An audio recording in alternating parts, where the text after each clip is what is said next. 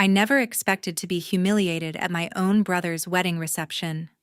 The day was perfect warm Arizona sun shining over a luxurious golf course in Scottsdale, guests laughing and raising glasses to celebrate. Then my brother Ian stepped up, wrapped an arm around me in front of everyone, and said with a big grin, "This is Rhonda, my little sister, still just an office worker. Nothing impressive in terms of position or anything." Polite chuckles spread through the crowd. A few sympathetic smiles like that explained everything about me. But his new wife Camden didn't join in the laughter. She looked at me more carefully, studying my face as if something didn't quite add up, then asked directly, "So, what do you actually do?" I set my champagne down, met her gaze, and answered with just one word. The room froze. No more clinking glasses, no background chatter. Every eye turned to me. My parents went pale, their expressions shifting in a way I'd never seen before. And Camden, her eyes widened slightly, a flash of recognition crossing her face that made it clear she knew exactly who I was. My name is Rhonda Bennett. For years, my family has loved simple labels, the kind that fit neatly into conversations without raising questions. Ian always got the glowing ones. Me, I got office worker. Short, harmless, and something no one ever pushed back on. I'd learned to stay quiet to let them keep their comfortable version of me. It kept the peace. But that single word I spoke changed everything. Not with drama or shouting, just quietly, instantly. And once it was out, there was no going back. If you've ever felt underestimated by the people who should know you best or hidden part of yourself to avoid making waves, this story might feel familiar. Stay with me until the end, and if it hits home, drop your own experience in the comments below. Looking back, the pattern started long before any of us realized it would define everything. Ian has always been the sun our family orbited around. From elementary school honor rolls to making varsity football in high school, every milestone came with framed certificates on the living room wall and long stories at dinner about how proud Mom and Dad were. When he graduated from the University of Michigan with a finance degree and landed a spot at one of the big investment banks in New York, the celebration lasted an entire weekend. There were toasts, speeches, even a custom cake shaped like the Wall Street Bull. His promotions were announced like national holidays. Every bonus, every closed deal, every new title, vice president by 29, managing director before 35, was treated as proof that the Bennetts had done something right. I took a different path, one that didn't come with applause at the dinner table. While Ian was closing multi-million-dollar M&A transactions on the East Coast, I was still in California finishing my computer science degree at Stanford. The idea hit me during senior year, an AI-driven platform that could predict customer behavior for e-commerce brands with scary accuracy. I built the first prototype in my dorm running servers off a credit card and a lot of caffeine. A professor introduced me to an angel investor in Palo Alto. 6 months after graduation, we closed a $1.8 million seed round. I was 24. Series A followed 18 months later, $12 million, from 2 top-tier Sand Hill Road firms. The term sheet arrived the same week Ian got engaged, the first time a relationship that lasted 11 months. I flew home for the engagement party, excited to share the news. At the restaurant, I waited for a lull in the conversation, then mentioned the funding. Mom smiled politely, said, "That's nice, honey," and immediately turned to Ian to ask about his new apartment on the Upper East Side. Dad raised his glass to my brother's upcoming Hampton share house. The subject changed before the entrees arrived. I told myself it didn't matter. Series B came 2 years later, $45 million, led by a legendary Valley fund. The valuation crossed 9 figures. Forbes ran a short profile, 30 under 30. Rhonda Bennett is quietly rewriting enterprise AI. I sent the link to the family group chat. Dad replied with a thumbs-up emoji. Mom asked if I was eating enough vegetables. Ian sent a meme of SpongeBob holding a tiny briefcase that read, "When your sister says she got funded again." I stopped trying to explain after that. Instead, whenever anyone asked what I did, I gave them the answer they clearly preferred. Just office stuff. Nothing exciting. It was easier. It kept the table calm. It let Ian keep shining without competition. I convinced myself silence was kindness. There were moments when the weight of it pressed harder. Thanksgiving, the year we went public, our IPO raised $230 million on the first day I flew in from San Francisco. The stock ticker was on every financial channel. I walked into my parents' house in Phoenix, suitcase still in hand, and Mom handed me a stack of plates to set the table. Ian was recounting how he had just closed the biggest deal of his career. Everyone leaned in. I opened my mouth to mention the bell-ringing ceremony at NASDAQ, then caught Dad's expression, pure, uncomplicated pride directed only at his son, and closed it again. I set the table. I passed the gravy. I smiled when Ian joked that at least one of their kids had a real job with predictable hours. By then, I had learned the rhythm perfectly Ian spoke. The room listened. I spoke, phones came out. So I stopped speaking. It wasn't anger. Anger would have been cleaner. It was exhaustion, the slow, quiet kind that settles in when you realize your biggest achievements make the people you love most uncomfortable. I told myself their approval wasn't oxygen. My company was growing, the team was incredible, the technology was changing industries. That should be enough. And for a long time, I almost believed it was. Not everyone in my life bought the simplified version I gave my family. Spencer, my cousin, on my mom's side, was the only relative who ever saw through it. We grew up close, same-age difference as siblings, but without the direct competition, and she noticed the signs early. The constant phone buzz at family gatherings, the way I'd step outside to take calls that clearly weren't casual. The exhaustion in my eyes after cross-country red-eyes from San Francisco back to Phoenix. She never pushed in front of others, but in private texts or quick moments alone, she'd check in. "You don't have to hide it from me," she wrote once after spotting a TechCrunch notification on my lock screen. Her advice was always gentle, protective. Keep the peace, especially with Ian's wedding coming up. They're not ready to hear it, and it'll just create tension no one needs on a day like that. She worried about backlash, about how my parents might feel overshadowed again. Spencer believed family harmony mattered more than individual spotlight, and her quiet support felt like permission to stay small, at least around them. Kendall saw it completely differently. We met freshman year at Stanford, bonded over late-night coding sessions and shared dreams of building something real. She was there the night I sketched the first algorithm on a napkin in the dining hall there, when we incorporated in a tiny apartment above a garage in Mountain View. Kendall became my first hire, then my confidant through every funding round and crisis. She knew the boardroom battles, the investor pressures, the thrill of watching our platform scale to millions of users, and she hated the version of me that showed up at family events. "You're letting them define you," she'd say on our weekly video calls from her office in Seattle, where she now ran product for a major tech firm. They get the watered-down story while the rest of the world sees the real Rhonda, the one on stage at conferences, the one closing nine-figure deals. "It's not fair to you." Kendall pushed hard, tell them, force them to acknowledge it, stop shrinking to fit their comfort zone.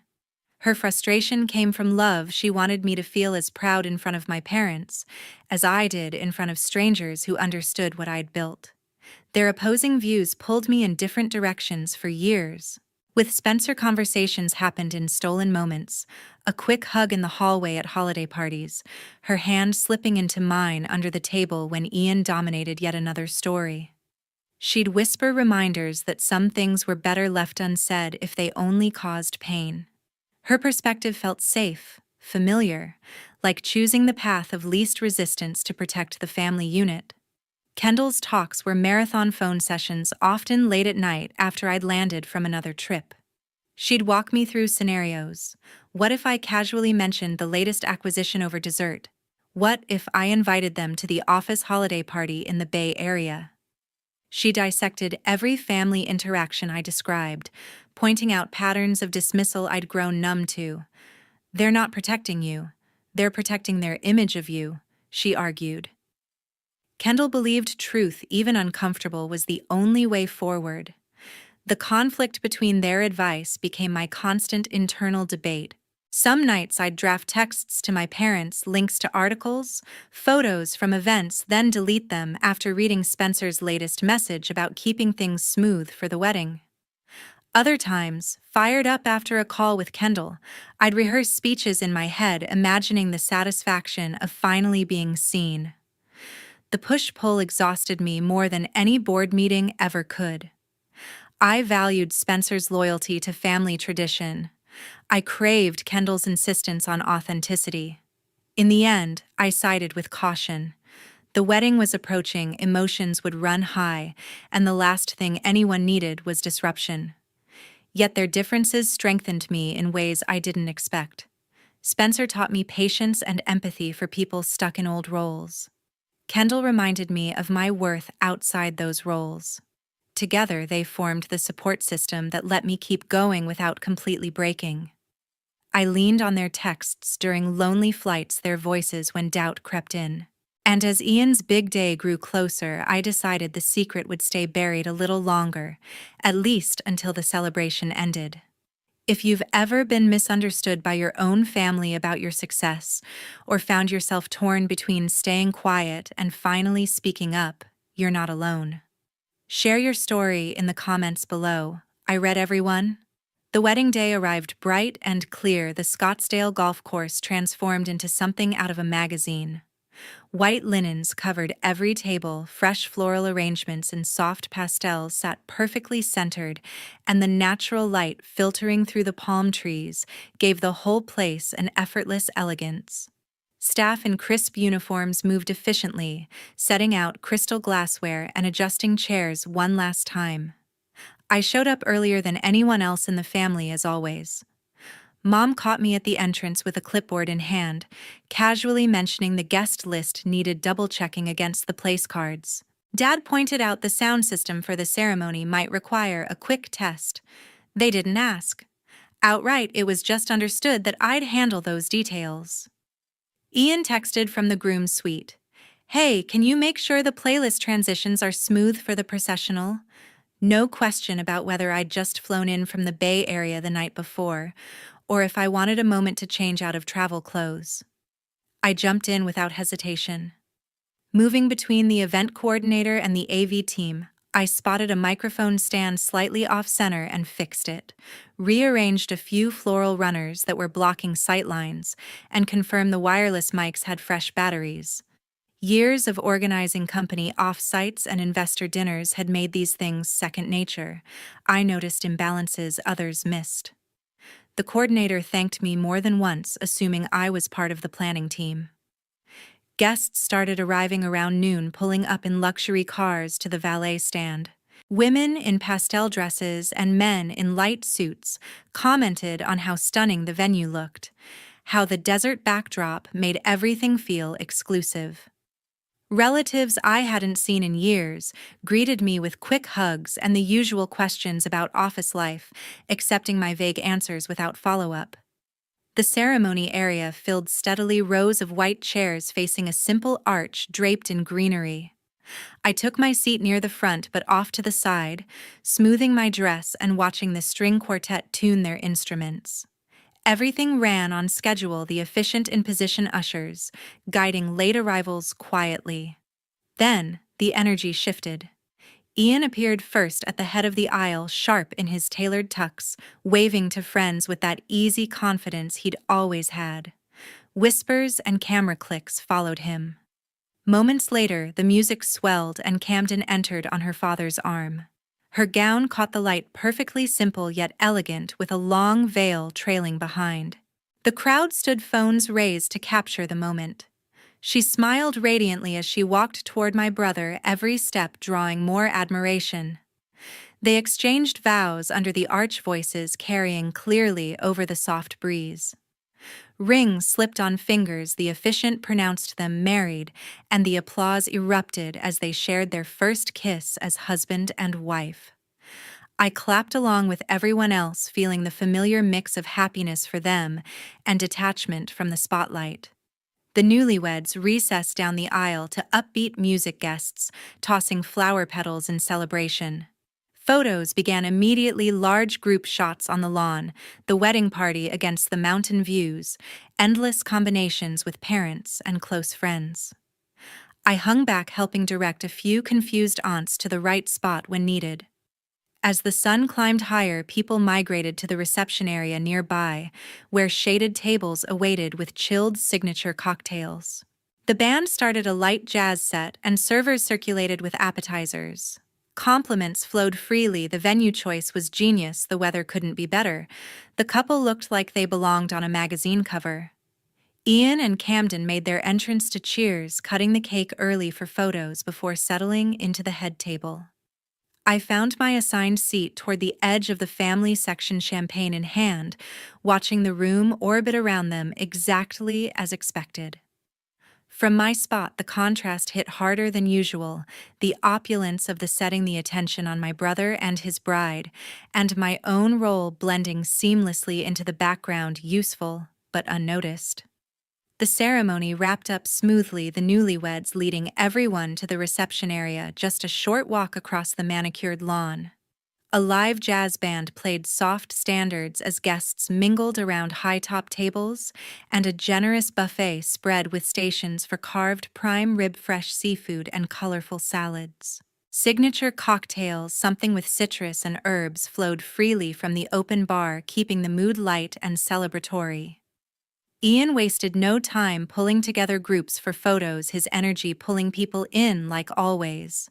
He gathered colleagues from the bank, first recounting recent wins, landing a major tech client out of San Francisco, structuring a complex merger that made headlines in the journal, numbers that impressed even the most jaded in the crowd. Laughter followed his stories, backs slapped, glasses raised in admiration. Camden stood beside him, beaming, adding graceful comments that kept the focus on her husband. Family photos came next. Mom and Dad flanked the couple, then aunts and uncles cycled through.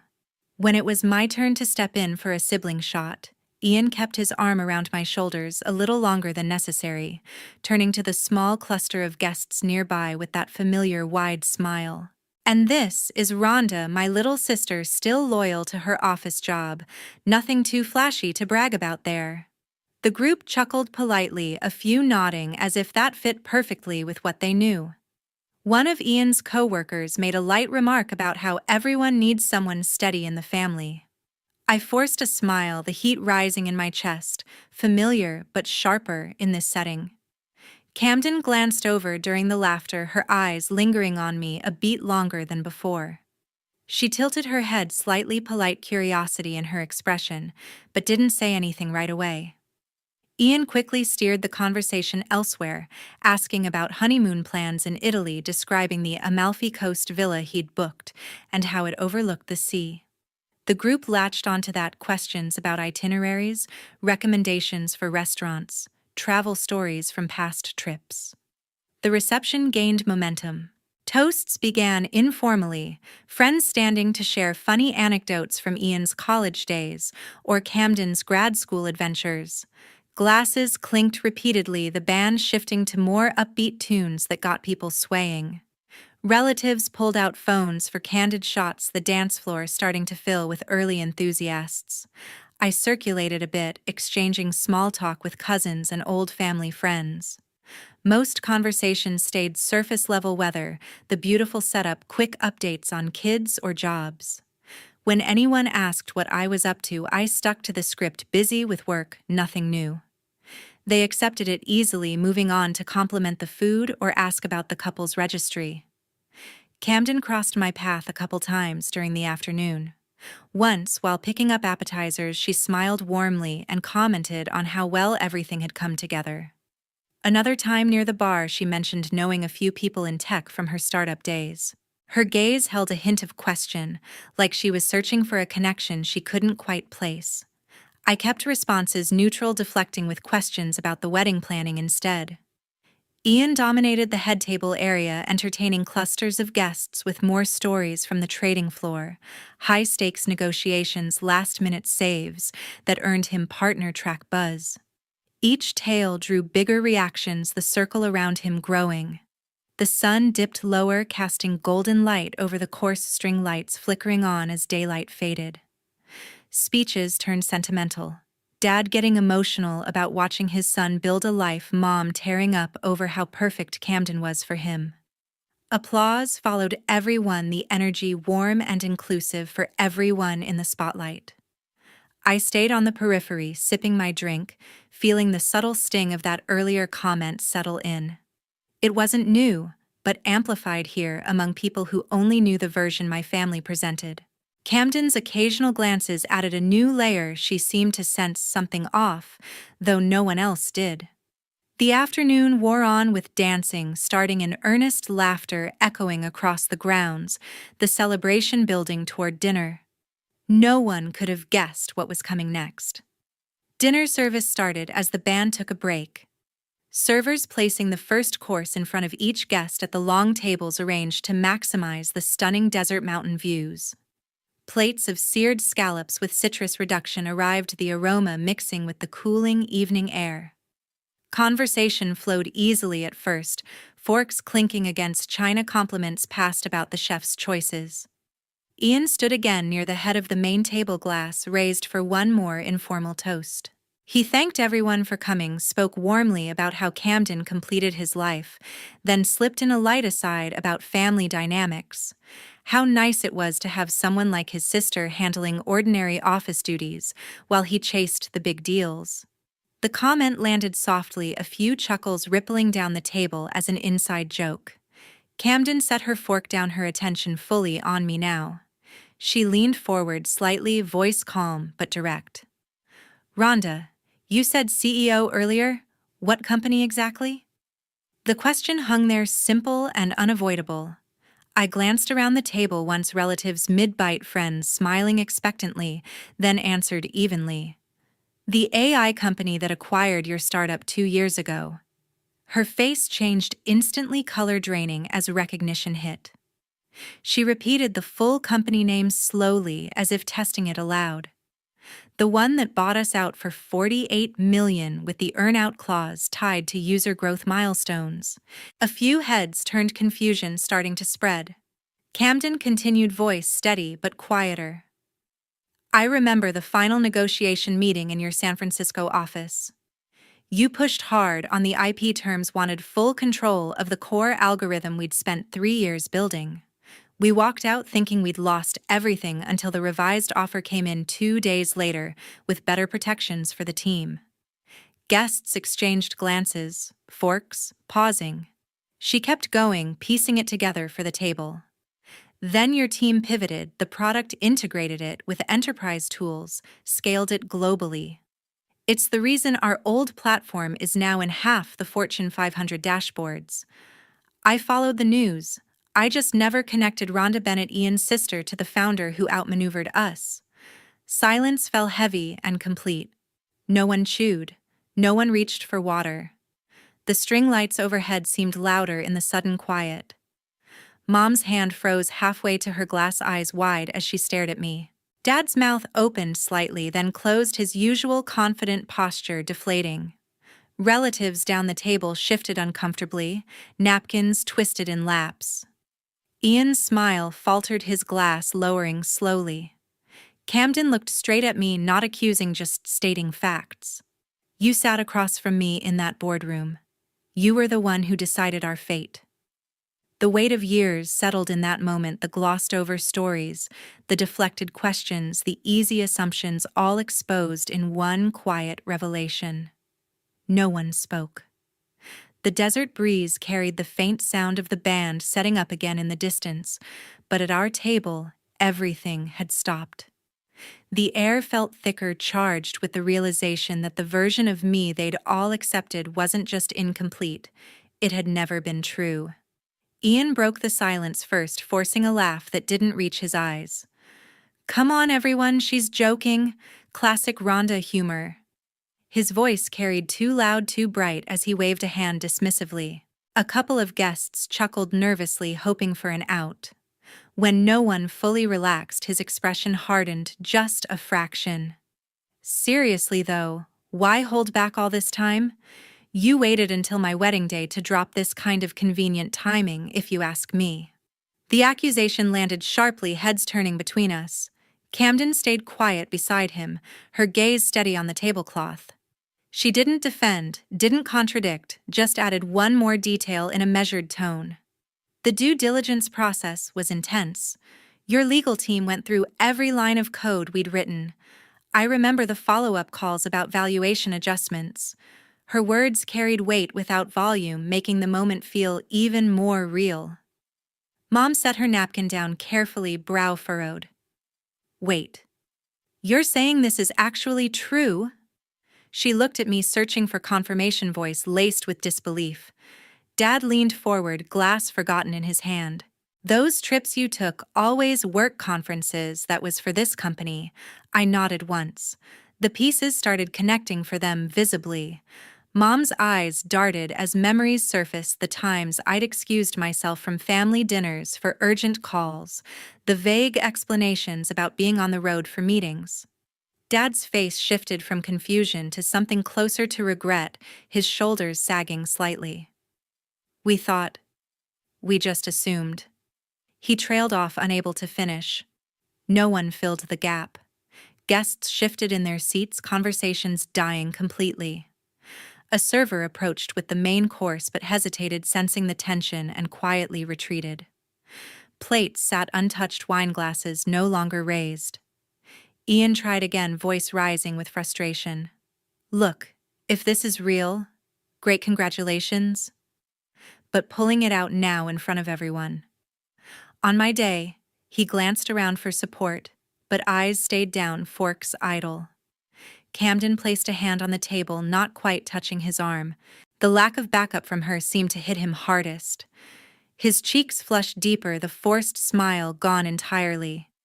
He attempted one more recovery, something about family teasing being normal, but the words fell flat, met with awkward coughs and averted gazes. The heaviness spread down the table. Relatives who had laughed earlier now looked uncomfortable, trapped in a moment they hadn't signed up for. Whispers stayed trapped behind tight lips. The band in the distance played on, oblivious, their upbeat set contrasting painfully with the frozen mood. Ian pushed his chair back abruptly, the scrape loud in the quiet. He stood, reaching for Camden's hand. She rose without resistance, expression unreadable. They walked away from the table together. No excuses, no goodbyes, just steady steps toward the private patio area beyond the reception lights.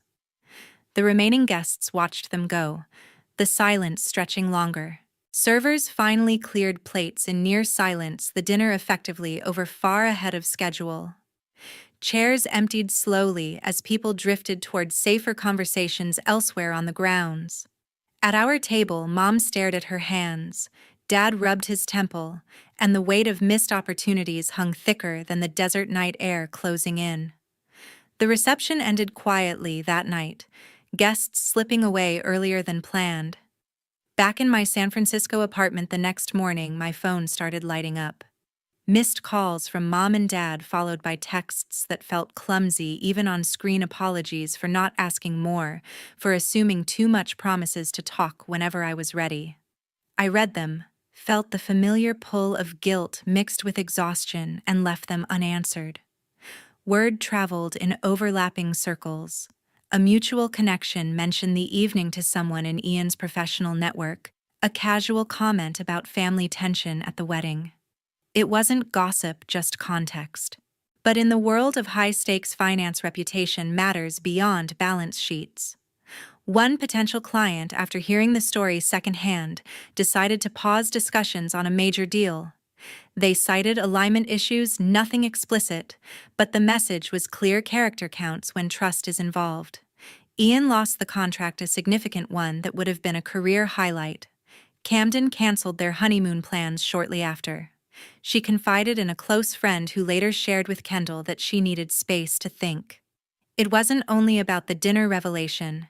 It forced her to reconsider patterns she'd overlooked before, the casual dismissals, the way Ian positioned himself above others, including family. The Amalfi Villa booking was refunded, the time off work repurposed for reflection instead of celebration. Spencer checked in regularly, her messages full of quiet solidarity. She understood the family side better than anyone, reminding me that boundaries weren't cruelty, they were survival. "You don't owe them immediate forgiveness," she wrote after I told her about blocking numbers. Kendall was more direct, celebrating the decision as long overdue freedom. "You finally stopped carrying their version of you. That's power." I made the break official. Blocked my parents' numbers, Ian's too. Declined invitations to the usual holiday gatherings that started arriving in emails. No dramatic announcements, just silence on my end. The first few weeks felt strange, like missing a limb I'd never realized was weighing me down. Then the strangeness faded. Work filled the space effortlessly. Board meetings, product launches, mentoring younger engineers, life in the Bay Area moved at its usual intense pace. Nights were mine again, without the mental rehearsal of how to downplay achievements for the next family call. The relief came gradually then, all at once. Mornings with coffee on my balcony, overlooking the city, no dread about upcoming obligations.